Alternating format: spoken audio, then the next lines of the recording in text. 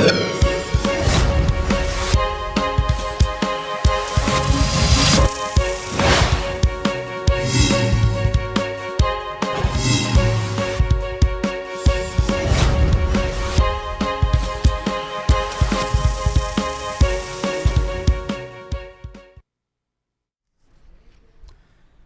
जन उत्तराखंड में आप सभी का स्वागत है। मैं हूं प्रभात। सबसे पहले हेडलाइंस।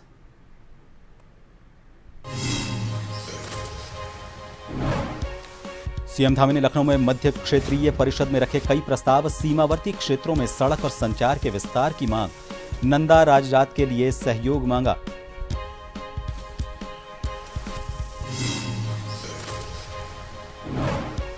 देहरादून नगर निगम परिसर में कांग्रेस कार्यकर्ताओं का प्रदर्शन। प्रशासनिक प्रमुख को सौंपा ज्ञापन। कूड़ा उठान समेत कई समस्याओं से करवाया अवगत।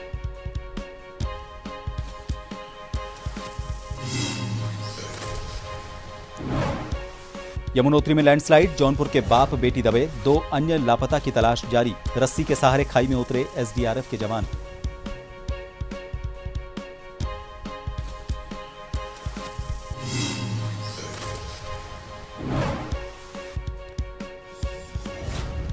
कॉर्बेट टाइगर रिजर्व के ढिकाला टूरिज्म जोन का वीडियो आया सामने। बाघिन बंदर का शिकार करते आई नजर। वाइल्ड लाइफ फोटोग्राफर ने कैमरे में किया कैद।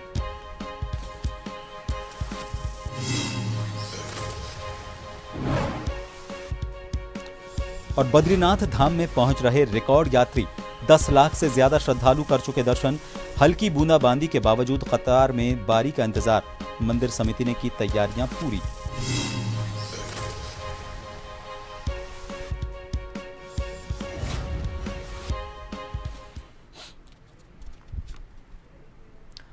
मुख्यमंत्री पुष्कर सिंह धामी में मध्य प्रदेश क्षेत्रीय परिषद की 25वीं बैठक में हिस्सा लिया। यह बैठक उत्तर प्रदेश के वाराणसी में की गई थी, जिसकी अध्यक्षता गृह मंत्री अमित शाह ने की। बैठक में उत्तर प्रदेश के मुख्यमंत्री योगी आदित्यनाथ, मध्य प्रदेश के मुख्यमंत्री मोहन यादव, छत्तीसगढ़ के मुख्यमंत्री विष्णुदेव साय समेत कई मंत्रियों ने हिस्सा लिया।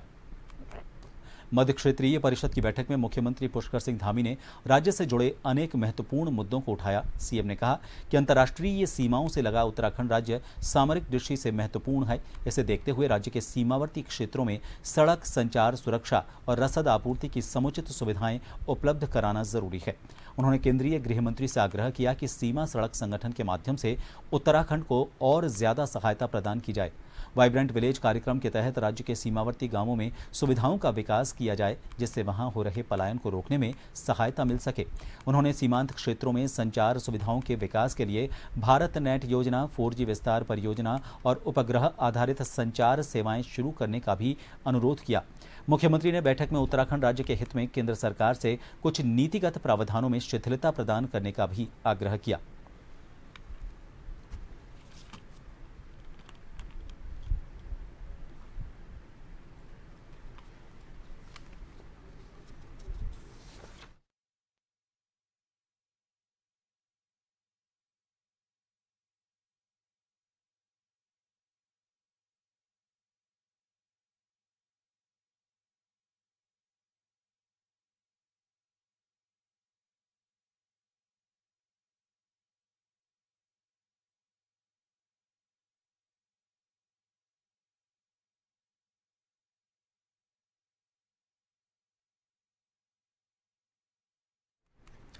मध्य प्रदेश हाईकोर्ट की ग्वालियर खंडपीठ परिसर में बाबा साहब डॉक्टर भीमराव अंबेडकर की प्रतिमा स्थापित किए जाने की मांग को लेकर आज भीम आर्मी के कार्यकर्ताओं ने हरिद्वार के कलेक्ट्रेट भवन के बाहर जोरदार प्रदर्शन किया। इस मौके पर भीम आर्मी के प्रदेश अध्यक्ष महक सिंह ने कहा कि ग्वालियर हाईकोर्ट परिसर में बाबा साहब की प्रतिमा लगाने का विरोध कुछ चुनिंदा लोग कर रहे हैं, जो दुर्भाग्यपूर्ण है।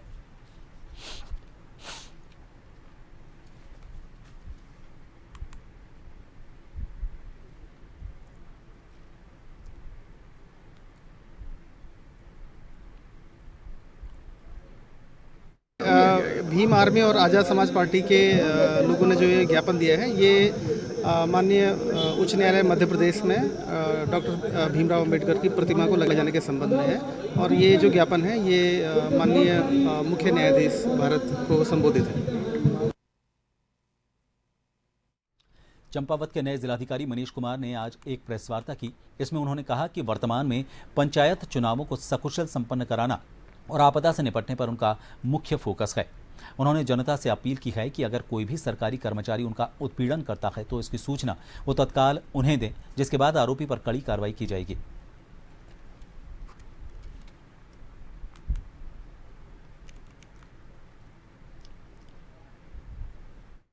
माननीय मुख्यमंत्री जी का आभार कि उन्होंने अपने ऐसे जनपद का कार्यभार मुझे सौंपा है। जैसा आपने वरीयताएं हमारी जो है, सर्वप्रथम तो यही है कि हमारी सरकार ने काफ़ी सारी योजनाएं धरातल पे लागू करने के लिए अच्छी योजनाएं बनाई हुई हैं, जो कि शिक्षा, स्वास्थ्य, पेयजल, पर्यटन विकास, आजीविका विकास, इन सभी से संबंधित है। इनका बेहतर क्रियान्वयन और इसको अंतिम छोर तक पहुँचाना, ये मेरी प्राथमिकता रहेगी।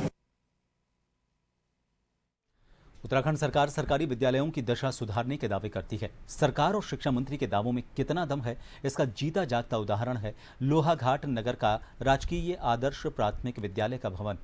हालांकि शिक्षा विभाग ने इसे आदर्श विद्यालय तो घोषित कर दिया, पर आज भी नौनिहाल 72 साल पुराने जर्जर भवन के नीचे पढ़ने को मजबूर हैं। कभी भी उनके साथ कोई हादसा हो सकता है। बरसात आने पर विद्यालय भवन की छत टपकने लगती है। विद्यालय के प्रधानाचार्य महेश चंद्र उप्रेती ने अपने प्रयासों से छत में पॉलीथीन लगवाई है।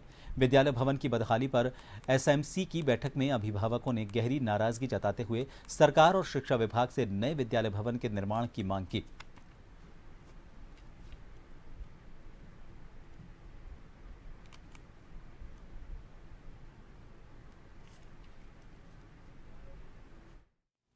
आदर्श प्राथमिक विद्यालय लोहाघाट 1953 में ये विद्यालय भवन बन करके तैयार हुआ। तब से इसके जीर्णोद्धार के लिए कोई उपाय प्रशासन की ओर से नहीं किए गए हैं। प्रशासन को बार बार विद्यालय प्रबंधन समिति की ओर से, विद्यालय की ओर से बार बार अवगत कराया गया है कि विद्यालय की मरम्मत और नवनिर्माण के लिए प्रयास किए जाएं। इसके लिए इस बाबत बहुत सारे पत्राचार भी किए गए, लेकिन अभी तक इसका जीर्णोद्धार नहीं हो पाया।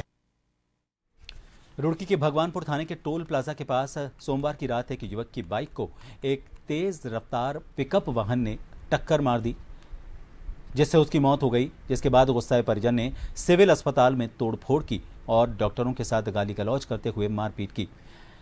ये पूरा घटनाक्रम सीसीटीवी कैमरे में भी रिकॉर्ड हुआ है।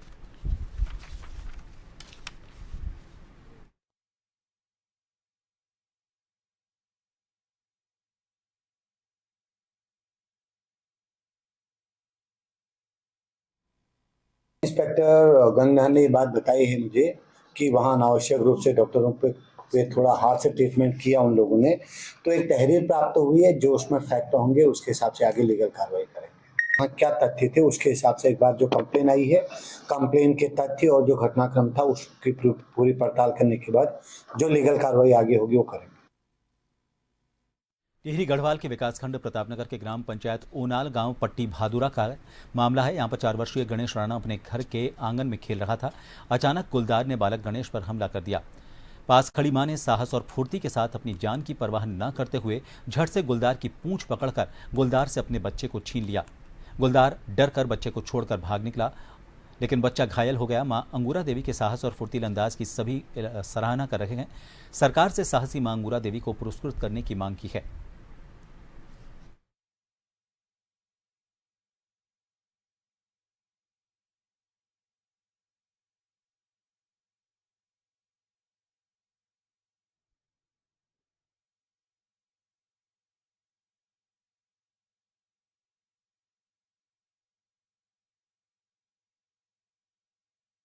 हल्द्वानी विधायक सुमित हृदयेश ने प्रेस वार्ता करते हुए अतिक्रमण के नाम पर शहर के हजारों लोगों को डर के साए में जीने पर मजबूर करने वाले प्रशासन पर एक के बाद एक कई गंभीर आरोप लगाए हैं। विधायक ने कहा कि प्रशासन झूठ बोलकर, डराकर, धमकाकर लोगों के घरों को तोड़ना चाहता है। विधायक ने काठगोदाम में ए श्रेणी की मलिन बस्ती का उदाहरण देते हुए कहा कि प्रशासन ने कोर्ट में झूठा प्रत्यावेदन दिया, जबकि सबके घर प्रशासन ने जबरन तोड़वाए और कोर्ट में कहा कि उन्होंने किसी से घर तोड़ने को नहीं कहा।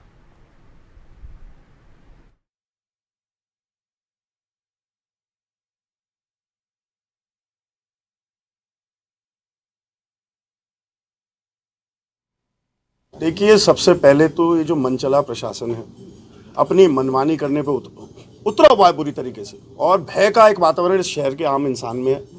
प्राधिकरण के नाम पे पहले खूब लोग को परेशान करा गया, अब नालों की बात करी जा रही है, चौड़ीकरण की बात करी जा रही है, आम इंसान के घर पे आ गई बात। मलिन बस्ती श्रेणी 1 काठगोदाम थी, 150 से ज़्यादा मकान और दुकान डरा डरा के तोड़वा दिए उनसे, और कोर्ट में प्रत्यावेदन क्या दिया कि हमने कुछ भी नहीं कहा किसी से तोड़ने को, खुद तोड़ा इन्होंने। तो इतना झूठ तो नहीं कहना चाहिए। और ठीक है, आप विकास के बारे में सोच रहे हैं, किसी इंसान का मकान टूट के विकास नहीं होता। हमने तो जीवन भर विकास, सारे जितने लोग हैं, इतने सीनियर लोग हैं, आप इनसे पूछिए कभी क्या मकान तोड़ के किसी का विकास आपने देखा आज तक? ये तो बहुत ही दुख का विषय है। और हमारे जो क्षेत्र है, चाहे काठगोदाम की मैं बात करूं, चाहे आवास विकास, चाहे मैं बात करूं सुभाष नगर की, चाहे मैं बात करूं बमोरी की, चाहे मैं भगवानपुर की बात करूं, छड़ेल की बात करूं, अरे 70 80 साल से जो लोग जहाँ पे वास कर रहे हैं, तीसरी पीढ़ी उनकी वहाँ जी रही है, फौज में वो लोग हैं, उनके घरों पे आप लोग निशान लगा दे रहे हो। उत्तराखंड की राजधानी देहरादून के नगर निगम परिसर में आज कांग्रेस की कार्यकर्ताओं ने जमकर प्रदर्शन किया। साथ ही नगर निगम की प्रशासनिक प्रमुख नमामि बंसल को ज्ञापन भी सौंपा। कांग्रेस नेता वीरेंद्र पोखरियाल ने बताया कि बार बार उन्हें भी शिकायत आ रही थी कि 40 वार्ड जो नगर निगम के हैं उनमें से ठीक तरह से कूड़ा उठान नहीं हो रहा। व्यवस्था नगर निगम की तरफ से ठीक नहीं है, जिसका खमियाजा जनता को भुगतना पड़ रहा है। वीरेंद्र पोखरियाल ने कहा कि 2 से 4 दिन के अंतराल में कूड़ा उठान हो रहा है और इसकी वजह से बरसात भी है, गर्मी भी है, कूड़े में दुर्गंध आ रही है, घरों में रहने वाले लोगों को इससे परेशानी हो रही है।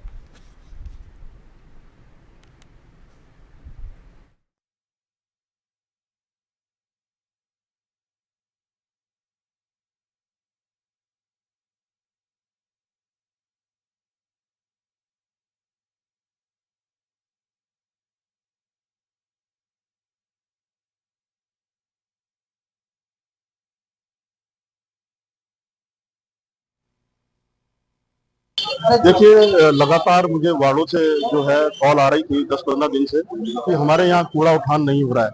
और उसी को मद्देनजर रखते जब मैंने जो 40 वार्ड नगर निगम में जो जुड़े हैं, जिनकी अनदेखी जो अपेक्षाएं जो है नगर निगम द्वारा की जा रही है, तो उसके संदर्भ में जब लोगों से संपर्क हुआ, जब बात करी, जो पूर्व पार्षद जो प्रत्याशी रहे हैं और चाहे वो नगर निगम के अंदर जो सिटी के अंदर उनसे बात हुई, तो उन्होंने भी यही अपना बताया कि हमारे यहाँ भी लगभग 2 दिन 4 दिन छोड़कर जो कूड़ा उठाया जा रहा है। आज गर्मी का समय होते हुए भी, क्योंकि कूड़ा एक दिन से ज्यादा नहीं रखा जा सकता, और उस व्यवस्था के जिस तरह नगर निगम ये दावा कर रहा है कि हमारी जो सफाई जो व्यवस्था है वो सुचारू रूप से हो रही है, जो घर से कूड़ा उठान का जो काम है वो सुचारू रूप से चल रहा है, जबकि धरातल पर देखने को बिल्कुल भी नहीं मिल रहा।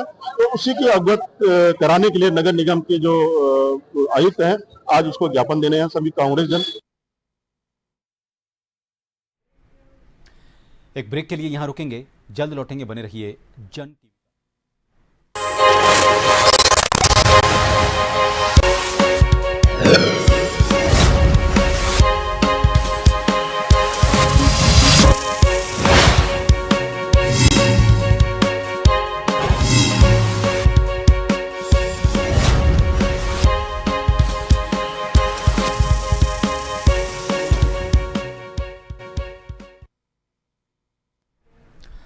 ब्रेक के बाद एक बार फिर आप सभी का स्वागत है। रुड़की की गंगनहर कोतवाली क्षेत्र के आजाद नगर चौक के पास सत्यम पैलेस नाम के एक होटल पर एंटी ह्यूमन ट्रैफिकिंग यूनिट ने छापा मारा। यहां से टीम ने 3 महिलाएं, लक्सर कोतवाली क्षेत्र के मखियाली खुर्द गांव निवासी अफजाल और मोहसिन नाम के 2 पुरुष और पठानपुरा निवासी सचिन नाम के होटल संचालक को गिरफ्तार किया। बता दें, एंटी ह्यूमन ट्रैफिकिंग यूनिट की टीम को काफ़ी समय से शिकायतें मिल रही थी कि आज़ाद नगर चौक के पास सत्यम पैलेस नाम के एक होटल में लंबे समय से देह व्यापार का धंधा किया जा रहा है। शिकायत मिलने के बाद टीम के द्वारा सत्यम पैलेस होटल पर छापामारी की गई और मौके से 3 महिलाएं, लक्सर कोतवाली क्षेत्र के मखियाली खुर्द गांव निवासी अफजाल और मोहसिन नाम के 2 पुरुष और सचिन नाम के होटल संचालक को गिरफ्तार किया गया। हालांकि देह व्यापार के इस धंधे में शामिल एक महिला और 3 पुरुष फरार होने में कामयाब रहे। पुलिस के द्वारा सभी के खिलाफ मुकदमा दर्ज कर लिया गया है।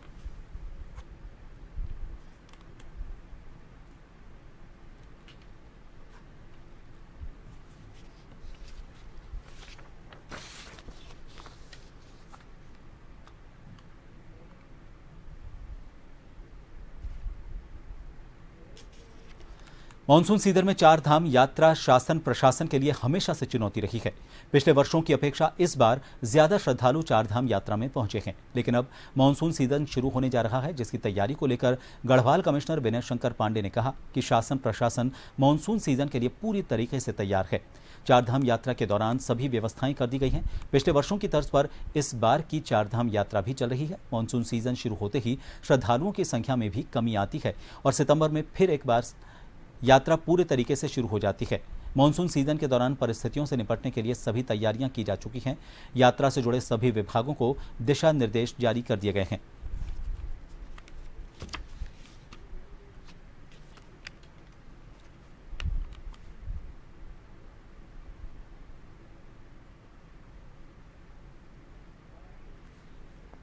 देखिए, चारधाम यात्रा आप लोग पहले से ही जानते हैं कि चारधाम यात्रा में कपाट खुलने के बाद मानसून की स्टार्टिंग तक हमेशा से ये परंपरा रही है कि यात्रा काफ़ी तेज़ होती है, फिर बरसात के टाइम पर थोड़ी डाउन होती है और फिर सितंबर में शुरू होती है।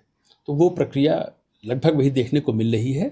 इसके अतिरिक्त आपदा से निपटने के लिए भी पर्याप्त व्यवस्था कर ली गई है। मानसून की दस्तक के साथ ही अब उत्तराखंड में बारिश में जलभराव और लैंडस्लाइड की स्थिति सामने आने लगी है। प्रदेश के इलाकों में पिछले 24 घंटे में जमकर बारिश हुई है, जबकि आने वाले एक हफ्ते में मौसम विभाग ने पूरे उत्तराखंड में बारिश का येलो और ऑरेंज अलर्ट जारी किया है, जिसको देखते हुए पीडब्ल्यूडी विभाग और राज्य आपदा प्रबंधन विभाग ने मानसून के दौरान आने वाली चुनौतियों से पार पाने के लिए तैयारी कर ली है। सभी लैंडस्लाइड जोन के लिए मशीनों को भी तैनात कर दिया गया है।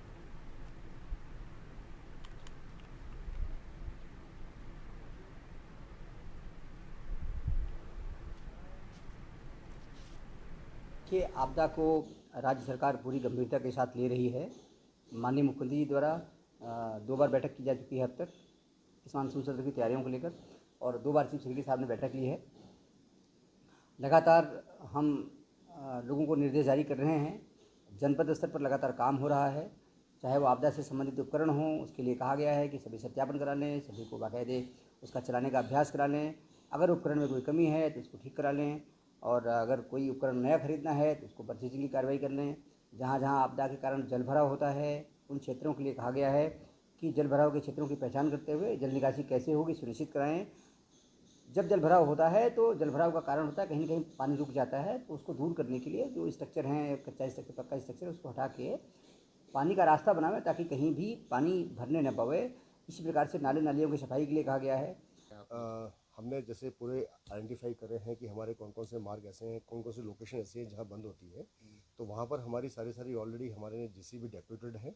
इस समय जो हमारे पास फिगर है 489 जेसीबी पूरे प्रदेश भर में हमने इस पर डेप्यूट कर रखी है। ये मान के चले आने वाले समय में और भी मुश्किल बढ़ेगी, क्योंकि बारिश इस बार ज़्यादा है। जैसे जैसे मुश्किलें बढ़ेंगी वैसे वैसे हमारे प्रयास ऑलरेडी हम लोगों ने प्लान कर रखे हैं, सारे हमने आइडेंटिफाई कर रखे हैं कौन कौन से ऐसे लोकेशन है जो हम बार बार बंद होते हैं। तो ऐसी लोकेशन जो हमारे चारधाम रूट पर हैं और हमारी इंपॉर्टेंट रोड्स हैं, वहाँ पर हम हमेशा एक रखते हैं वहाँ पर। यमुनोत्री धाम के पैदल मार्ग पर जानकी चट्टी के पास हुई लैंडस्लाइड में दबने से पिता पुत्री की मौत हो गई। दोनों जौनपुर उत्तर प्रदेश के रहने वाले थे। पुलिस द्वारा देर रात इनके परिजन को सूचना दे दी गई, जबकि अन्य 2 लोगों की तलाश के लिए आज सुबह फिर से एसडीआरएफ और एनडीआरएफ वन विभाग की टीम ने रेस्क्यू शुरू कर दिया। टीम रस्सी के सहारे नीचे खाई में उतरकर लोगों की तलाश में जुटी हुई है। बारिश और मलबा ज्यादा होने के कारण खोजबीन में भी काफी दिक्कत का सामना करना पड़ रहा है। उत्तरकाशी आपदा प्रबंधन विभाग के मुताबिक 2 लोग इस हादसे में अभी लापता हैं, जिसमें एक दिल्ली निवासी 11 साल की बच्ची और दूसरा मुंबई निवासी 35 साल का युवक शामिल है।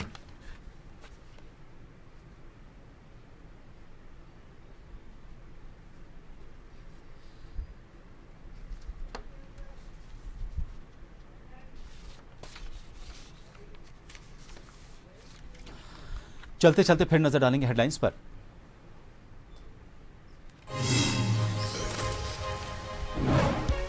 सीएम धामी ने लखनऊ में मध्य क्षेत्रीय परिषद में रखे कई प्रस्ताव। सीमावर्ती क्षेत्रों में सड़क और संचार के विस्तार की मांग की। नंदा राजदात के लिए सहयोग मांगा।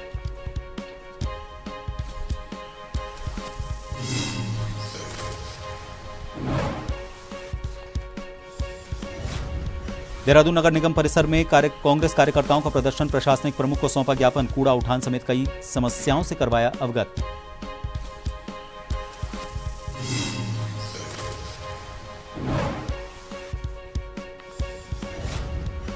यमुनोत्री में लैंडस्लाइड। जौनपुर के बाप बेटी दबे। 2 अन्य लापता की तलाश जारी। रस्सी के सहारे खाई में उतरे एसडीआरएफ के जवान।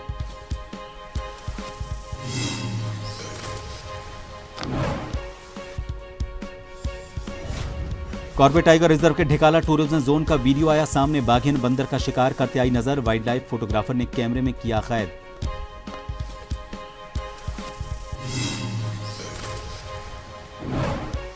और बद्रीनाथ धाम में पहुंच रहे रिकॉर्ड यात्री, 10 लाख से ज्यादा श्रद्धालु कर चुके दर्शन। हल्की बूंदाबांदी के बावजूद कतार में बारी का इंतजार। मंदिर समिति ने की तैयारियां पूरी।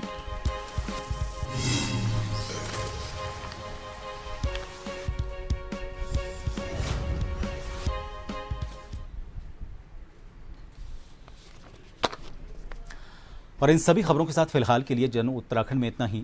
नमस्कार।